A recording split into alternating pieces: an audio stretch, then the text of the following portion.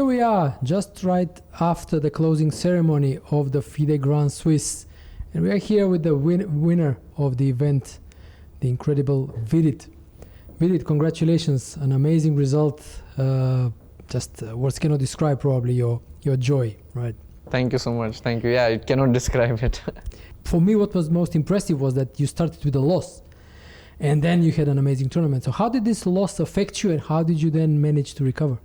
Yeah, I was very upset the first day. I mean, you look forward to this tournament, you prepare, and it starts off on a very bad note. And I lost that game. I was very upset with the way I lost as well because I had good chances to win. I was winning, in fact. And then in time pressure, it was draw, and I over-pushed at one point and went a bit berserk. So it was a bad start, and I tried to shrug it off, but only good results kind of help you move on. Of course, time helps, but win also helps much more. So the next game was very important to win that against Gupta, which was like almost 6.5, 7 hours. So that gave me some momentum. And in this tournament, it was like there were so many draws happening all the time. So win was very valuable. You almost come back quickly. And then I had 3 wins in a row. Yes. So I was already in the leaders pool, and then it felt like, okay, now it's normal. So what were the defining moments apart from this loss in the first round and gaining momentum in the second half of the tournament? What were the defining moments where you could say that things went your way all the way? Yeah, these 3 wins, of course, to get back the momentum. Yeah. And then I won 2 back-to-back games, which was against Hans Niemann and Sindarov. Mm-hmm. That pushed me into the sole lead of the tournament.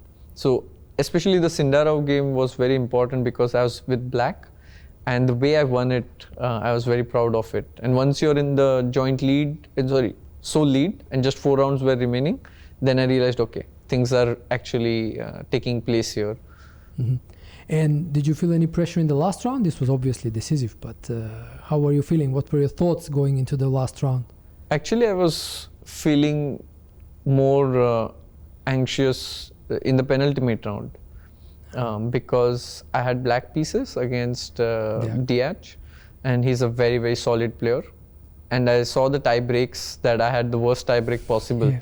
And it was kind of a very important game to win, which was not easy. So that game I felt more anxious, and because I won that game in a very good manner, like I was very proud of the play.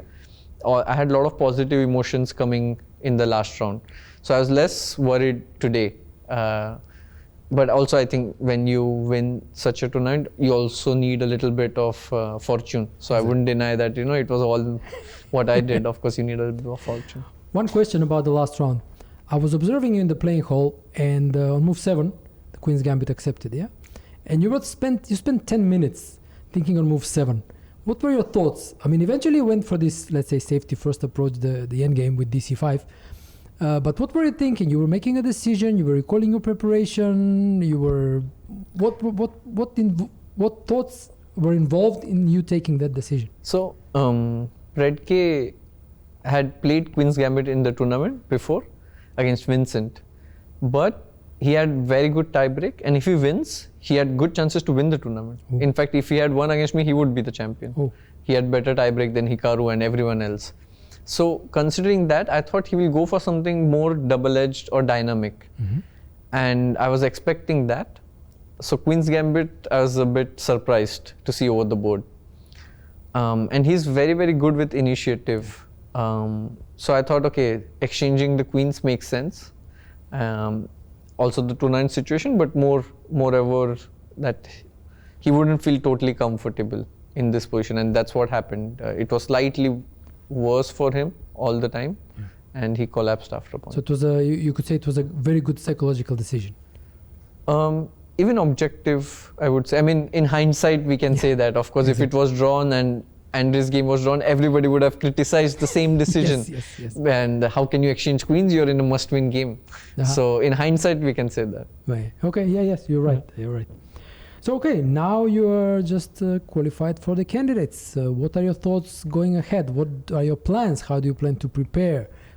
Do you think you should raise your level so that you can compete the candidates successfully? Yeah, it was always a goal to play the candidates and eventually the world championship. So this is the very important step, and you can ask any chess player and they'll tell you that this is one of the toughest cycles to crack, just to get to candidates, and to win that is the next task. So I'm very happy about my performance, that I managed to qualify, and also in such a way. Regarding preparation, of course, I'll start thinking about it in a week or so. It will be a very tough tournament, and maybe I'll have to change something. Maybe I'll have to really think about other players, make deep thoughts, also work on my own games, because there's always scope for improvement. It never stops. Exactly. So yeah, I'll take step by step. There's still some time. Maybe I'll play some tournaments before that. I'll have to plan the schedule and see what's ideal before I play the candidates. So speaking of preparation, what is your daily routine? And I'm not talking openings. I'm talking general chess improvement. How do you train at chess, non-openings again? I think when you're a top chess player, you're always consuming some kind of chess. It can be watching the games.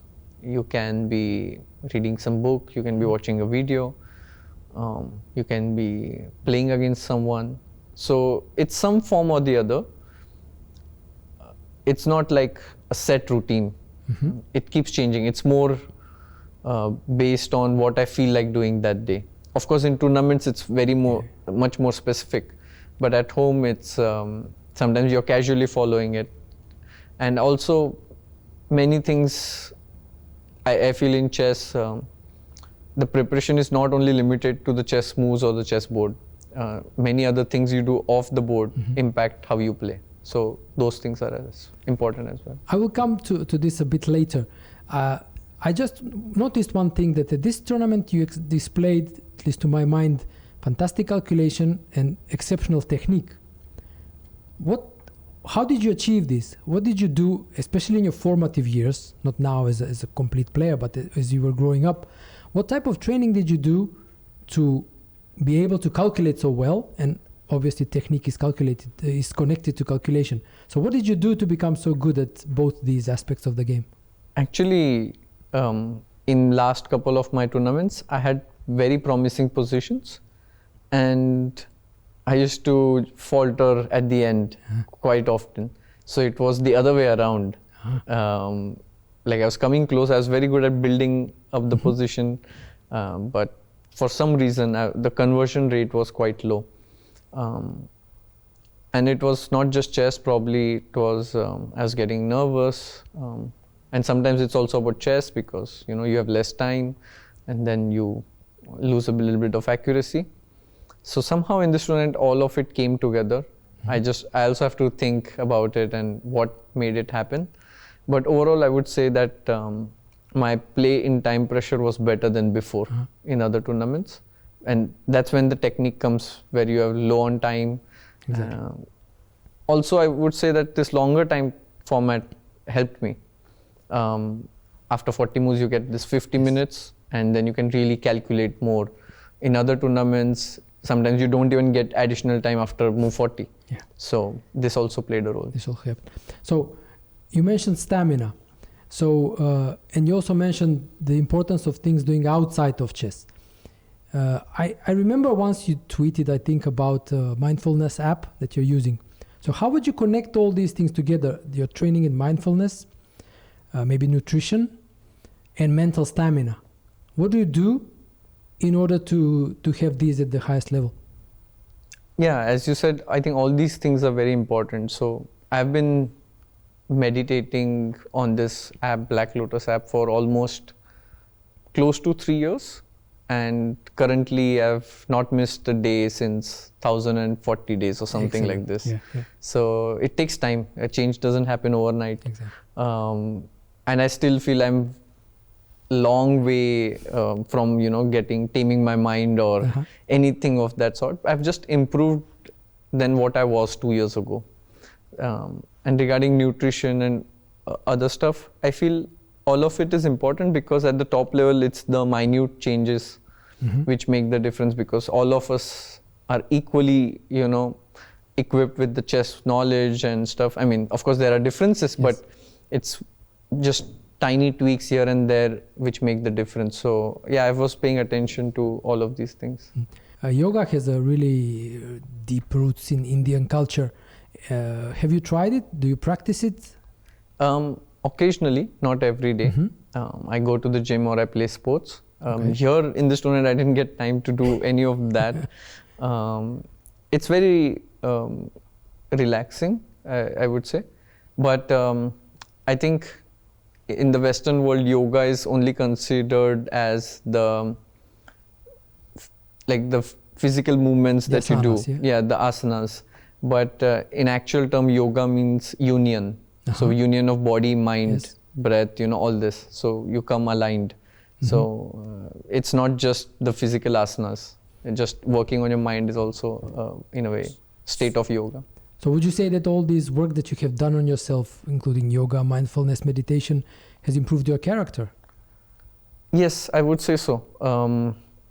How much it has, and I don't know. Also, in tough situations, you actually find out. Yeah, exactly. Because when things are going well, it's all smooth. Everybody's great. Yes. So right now, I would say it's great. But on the first day, I was upset. So it's not like I've mastered it. But yeah, it has helped me probably develop the resilience. And what would you say is your strongest character trait? Probably the amount of failures that I've had is a lot. And despite that, not stopping, just persevering. Because I came close to candidates and many other tournaments I was close to winning, and I almost jinxed it. Not almost, I completely jinxed it. So it was disappointing on many of those occasions. But today I feel like rewarded for staying in and putting in those hours. So basically not giving up. Yeah. Exactly. Okay, the last perhaps chess related question.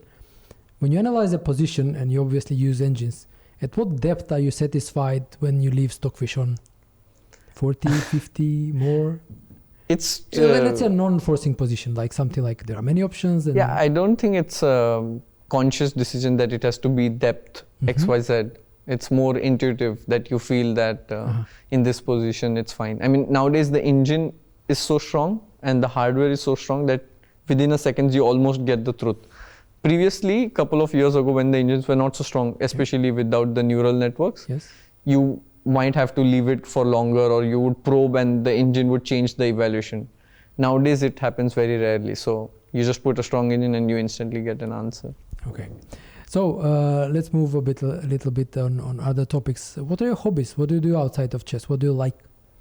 At some point, this was a problem that I had too many interests or too many hobbies. I like to read a lot. So I always have my Kindle with me. Oh, excellent. And I mainly read non-fiction books. And when it comes to sports, I love badminton, basketball, to play. I don't follow it that well, but to play, I enjoy that. Swimming as well. And I love to read about business or entrepreneurs. Somehow, I find it very exciting to create new things, or how that world is. It just fascinates me. And what was the last book you read on this topic? So the last book I read was called The Book of Kindness. It was written by Om Swami. But this is not business related, no? No, it's not business related. Yeah, it was more about personal development. Okay, so perhaps last question. What are you going to do with the prize money? Everybody's asking the same question. I thought about it now, and I'll buy some gifts for my parents. Some phones. I think that's the thing that comes to my mind. Then probably a nice vacation for them would be nice. For my sister as well, something. And then for yourself? For myself, probably I'll get a new laptop, because mine is like really old and it barely works. So to start with, update my electronics. Hardware, electronics, yeah. Vidit, congratulations again. Best of luck at the candidates, and well, hopefully I'll interview you again soon. Thank you so much. Best of luck.